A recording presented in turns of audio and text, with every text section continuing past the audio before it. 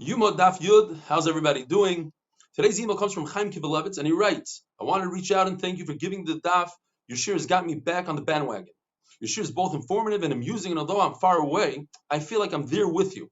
As a side note, we met about 16 years ago on a Pesach at a hotel where I was working as a mashgiach and made me feel part of your family and invited me to join your Seder. You also gave me a suggestion. I looked into Rutgers Law School, which is where your sister went. I did apply and ultimately attended and graduated from Rutgers Law School. Thanks for telling me 16 years later, but Yishkoyach, unbelievable. I look forward to being able to attend your shir in person. We hope to return to Israel next year. Many thanks. Chaim Kivelevitz, Aleva Atzlach, thank you. We finished off yesterday. The Rosh Lakish said, had Klal Yisrael gone up to Israel with Ezra, the Shechina would still be in the Beis Hamikdash. We wouldn't be relying on baskals, etc. Says Rabbi Yochanan, it's not true. The pasuk says, Yafta lekim liyefes, v'yishkem ba'al yishay. Yefes, the youngest son of Yefes, is Tiras, which is Paras, the Persians. They indeed built by Sheni, but Bais Rishon was built by Shlomo, Vishkim Ba'al Shem. That's where we have the Ashras Hashchina, not in Bais Sheni.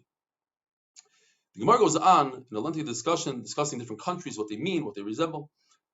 Goimer, the pasuk says Goimer, that means Germania, Germany, according to the Vilna Gaon. Modai refers to Macedonia. Safta v'saftacha seem like the same exact word. And the Gemara says, indeed, it's a country within a country. There's only 300 parsa between them, and the circumference on the outer one is 1,000 parsa.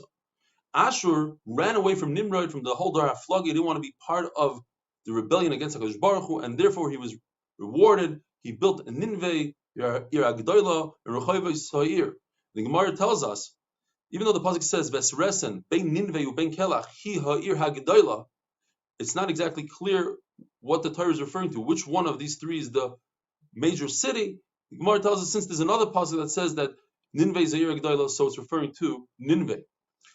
The Gemara describes the three Yelidei Ha'anak, the three giants, Achiman, Shesha, and Talmai. Achiman is referring to Ach Yemin, the right brother, the right-hand brother, meaning he was the strongest of the three. Sheshai is a lashon of shayish, marble. Every time he walked, he made an indentation in the ground. And Talmai is like a furrow. They were so large, he was so large that when he walked, it looked like the ground was just plowed. Yelidei Anok could also be a necklace. They were so tall that it looked as if their heads pierced the sky, and you saw the sun on their necks as a necklace. The Machlokes, Rebbe says that Rome is going to fall to the Persians, and the same thing Rabbi Yehuda Bar Eloi says there's a Kal V'chomer if the first Beis Hamikdash was built by Shem, and then Bavel came and was Machrevit, and eventually Bavel fell to Paras. So by Sheni that the Persians built, certainly the Romans are going to fall to the Persians. Rav, on the other hand, holds that Paras is going to fall to Rome, even though they're the builders and the Romans are the destroyers. Xeris HaMelech, Kadosh Baruch Hu is guys like that. We don't understand. But another pshat in the Gemara is, no, we do understand, because the Persians, in fact, destroyed shuls, but the knisiyos, and therefore they deserve to be destroyed. Gemara tells us, Ein ben David ba. Mashiach is not going to come until Rome will conquer the entire world for 9 months. And then finally the Gemara goes into discussing the Lishkas Parhedrin. We said that Kohen Gadol, we sequester him in this room called Lishkas Parhedrin. All throughout the year, that room does not require a mezuzah. According to everybody, the 7 days that he's there, it requires a mezuzah. And the Gemara has a machlokes. According to Acham, there's a chiyuv mezuzah. According to Rabbi Yehuda, it's a gzeira that people shouldn't say that we are forcing the Kohen Gadol into a jail, so we put a mezuzah on the door and show it's like a home. According to Rabbi Yehuda, a forced living, dira bal karchach, is part from a mezuzah, and it's only a gzeira. It's actually, he's considered as if he's forced to live there. And according to Rabbanan, the Kohen Gadol is forced, but dira bal karchach is shma dira, is considered a house and requires a mezuzah. What about a sukkah?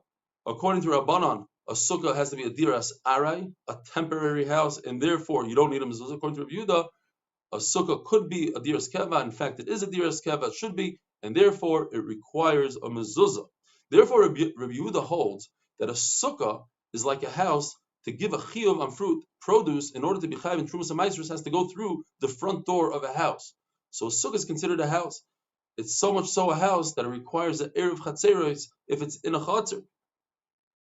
The Brisa says that all the gates in the Beis Hamikdash did not have a mezuzah besides Shar Nikoiner, the main gate after the 15 steps in the center of the Mikdash.